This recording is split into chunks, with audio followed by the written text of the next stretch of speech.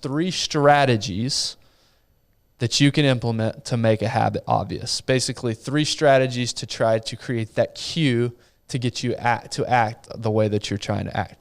The number one thing you can do, or the first strategy that he talks about, is called an implementation intention. And Tyler, you mentioned this last week. This is basically a plan you make beforehand about when and where to act. Basically, how do you intend to implement a particular habit?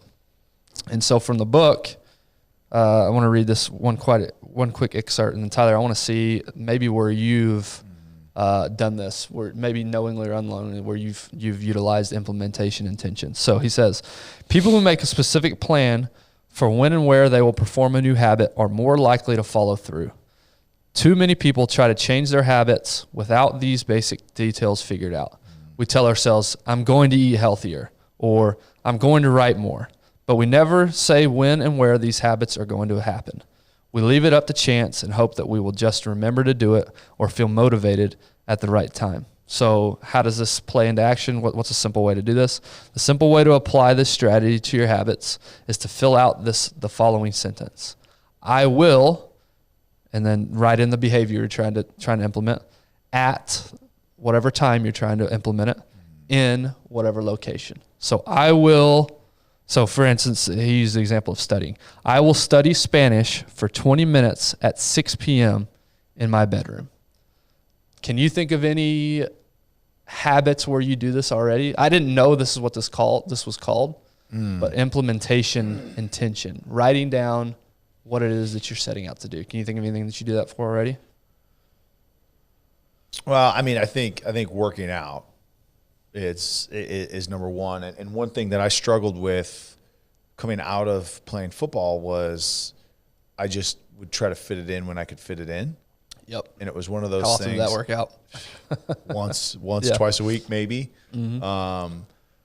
I think it's probably more accurate to say 5-6 times a month it would work out. And so it was something that says, okay, I will work out at 5 or 6 o'clock, depending on what I have that morning. And that is what I will do. And I will go do it, and I will do it at a gym with other people where there's accountability. And that's one of the things since last May that has been consistent for the first time since when I played. Yeah. And so actually putting it into plan, putting a time, putting a location, and that's not just, hey, go to the gym by myself when I want to, when I can. It's no, I'm going. And then also too is creating a scenario. And I don't want to jump ahead here, but like the third topic here, but creating a scenario where there's accountability if I don't, right? And that's where the community aspect comes in. And so if I'm not there, either somebody's like, hey, bro, you didn't hit this, or I hit this, or should have been that. If people call me out in a good way, it's super, super supportive. But if I don't have a location, a time, and accountability associated with it, then very easy for me to stray away from that. Yeah. For me, and this was something that it took a little bit to establish. Again, I didn't know this. I didn't know what it was called, but 4 or 5 years ago when I started waking up early and working out first thing in the morning, this is what I was trying to solve for, was the tendency for me at the time was just get to my workout whenever I got to it. Right. I worked at a gym at the time that I established this habit. So I was always in the gym. So it was inevitable it was going to happen at some point, but it was really random. One day it may have been 11 a.m. The next day it may not have been until 3 p.m. because I was leaving it up to chance. I was taking, care of other things, which is fine, but this is a habit that I really wanted to establish. So when I really made the decision that I wanted to establish this habit, I had to change something. And what I did was I started waking up earlier and at a certain time and saying, the first thing I'm going to do is I'm going to work out right when I wake up. Yep. Because nobody in the world, I've said this before, nobody in the world needs me at 4:35 a.m. Yep. Right? So that is a time that I know for sure that I can get my workout in. So what I did was I established, okay, every single morning I'm going to wake up at 4:30 and I'm going to be in the gym by 5 a.m. That got the ball rolling. Now it's not even a second thought. That's just what I do. It goes back to what we talked about last week. It's become part of my identity. It's no longer a decision I have to make. It's just, all right, I know for sure that I'm going to wake up early and I'm going to work out. too many times, especially in our business, you don't really control your day, right? You may think, I'm going to be done with work by 5:30, 6 p.m., but then some project comes in at 3 p.m. or some client calls with an emergency, and now all of a sudden you've got to stay till 6 or 7.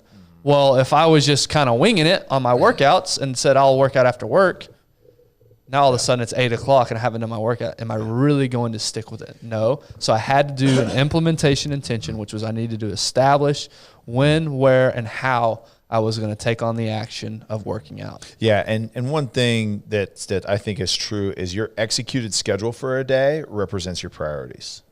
Yep. Right. So what you do represents what your priorities are. Whether they're the priorities that you want or not, they took priority over other things. Mm-hmm. And so if you don't have it built into a schedule, if you don't have it like, hey, I've got this block right here that I'm going to execute this habit or this, event, whatever it is, it's not going to happen. Right. Because then it is not a priority.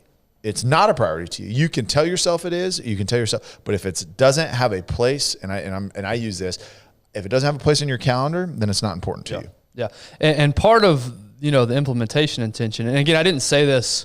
I want to revisit something that I said last week.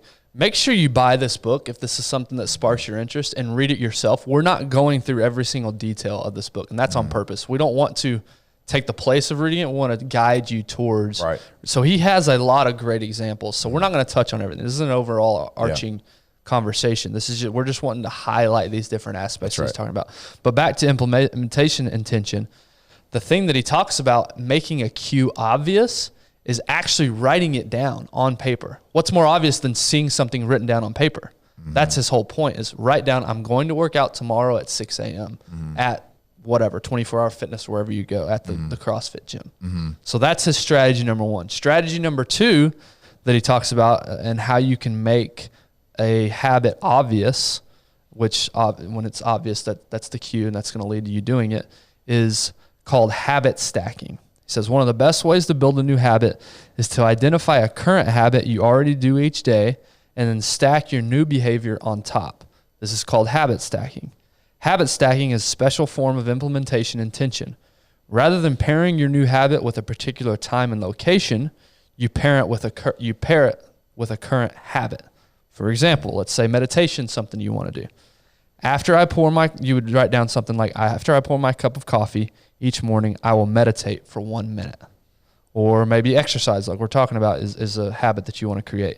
After I take off my work shoes, I will immediately change into my workout clothes. So the key is to tie your desired behavior into something you already do each day. Again, this is something that I've done in the past. I didn't realize that's what I didn't have a name for it. That's just something I do.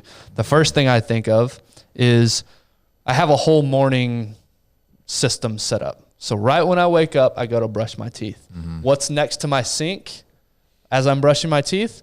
My workout clothes. Yeah. Right? So I've laid out those workout clothes the night before, right there where I can see them. Mm-hmm. So I'm already going to brush my teeth. That's already a habit that I've established. Yeah. Mm-hmm. But to create and to establish a habit of working out, a cue, making it obvious, is I have my workout clothes right there, right by my sink. Right. So then I go in and I make my morning cup of coffee. So as I'm drinking my coffee, this is a habit that I already have. I get my reading in. This is the time of day where I read my 10 pages or 20 pages or however much it is. This is my reading. So being a reader is something I want to continue. That's a habit I want to continue making.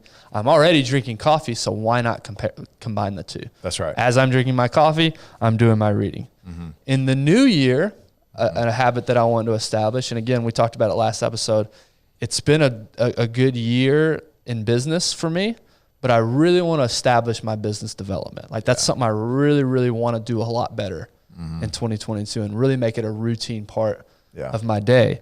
And so my intention, how I'm going to apply habit stacking, is before I take a break for lunch, which is something I'm going to do anyway, I must get my business development work in.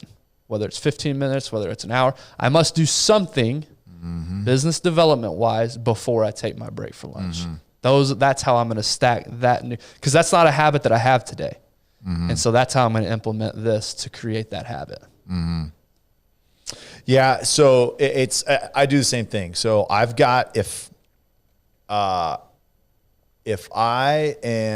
set out my workout clothes, if I get my work clothes out, hung, ready to go, I set out my protein shaker, my protein, any of the other things that I use, like for the likelihood of me getting up in the morning and going and grabbing it is so much more successful. Here's why, is because it just makes the whole process easier, right?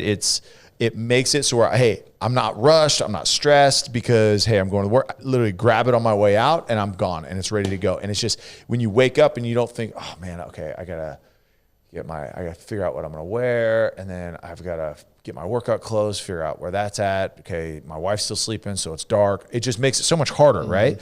So this habit stacking is making sure that you're putting yourself in a position for success to just make it as easy and seamless as possible. That's right. And that has been the biggest difference for me in the last year, is because I am doing those little things.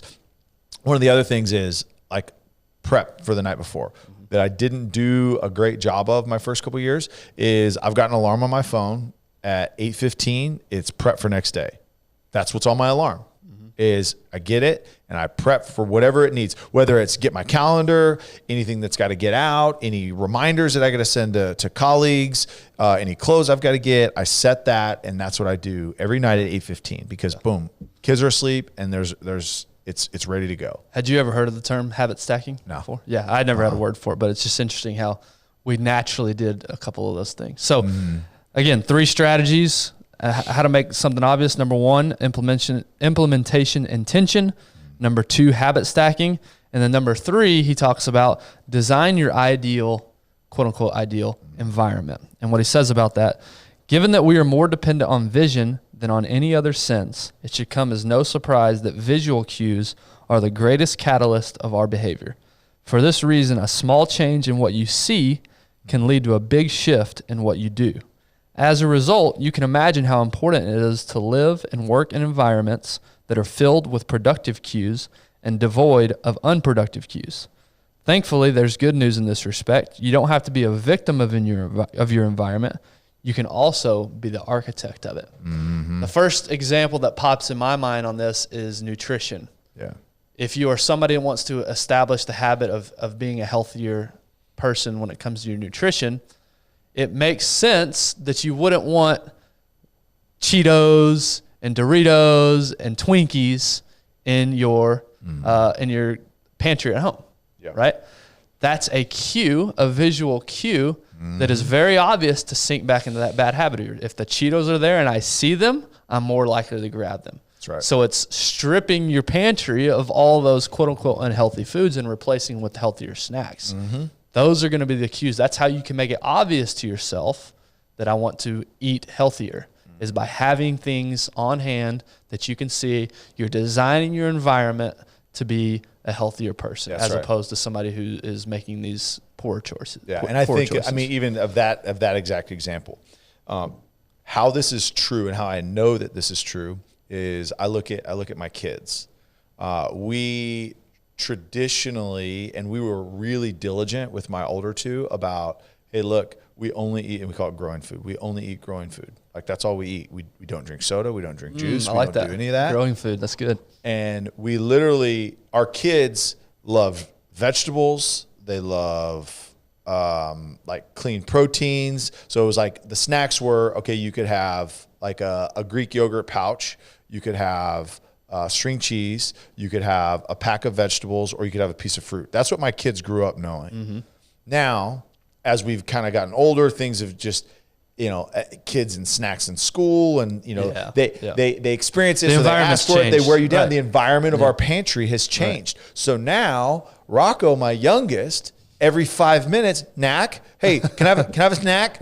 And it's like, dude, and so he goes in, he grabs like goldfish, or he goes in, and we got a treat box. So the treat box is Halloween candy, essentially all year long. We bribe them with this treat box, but because that's there, it's triggered them, right? And like you said, it's cues, because it's triggered them to say, oh, well, there's a treat right there. and I think I need one of those. Yep. I think I need one of those right now, as opposed to, hey, I'm hungry. I'm going to fuel myself with something that's going to help me grow. And that's at the simplest level. 4 years old, 5 years old, 7 years old, 10 years old. My kids, when it's there, they want it. Whether it's good or bad, they want it. Yep. So it's the same for me. Like if I go into the pantry, right, and there's peanut M&Ms, that's what I want. Yeah. Oh, yeah. But if there's some vegetables or fruit on the counter, I want that too. Right. Yeah. It's whatever you can see and whatever's in front of you. And That's right. And we're talking about that here in a second, is about self-control, because you're not alone in that. Yeah. It doesn't make you weird. It doesn't make you weak to be thinking that way. If I see peanut M&Ms, I want peanut. Well, yeah, no duh. Yeah. But back to what he's talking about in your environment. He says, every habit is initiated by a cue, and we are more likely to notice cues that stand out. Unfortunately, the environments where we live and work often make it easy not to do certain actions because there is no obvious cue to trigger the behavior. When the cues that spark a habit are subtle or hidden, they are easy to ignore. By comparison, creating obvious visual cues can draw your attention toward a desired habit. For example, if you want to practice guitar more frequently, place your guitar stand in the middle of the living room. He talks about, if I want to practice guitar more, I wouldn't put my guitar back in the closet in the back bedroom that I never go in. No, put it out in the middle of the living room. If you want to make a habit a big part of your life, make the cue a big part of your environment. By sprinkling triggers throughout your surroundings, you increase the odds that you'll think about your habit throughout the day. And this was a line that I starred, underlined, freaking circled, whatever. This was a great line. It says, environment design allows you to take back control and become the architect of your life. Be the designer of your world and not merely the consumer of it.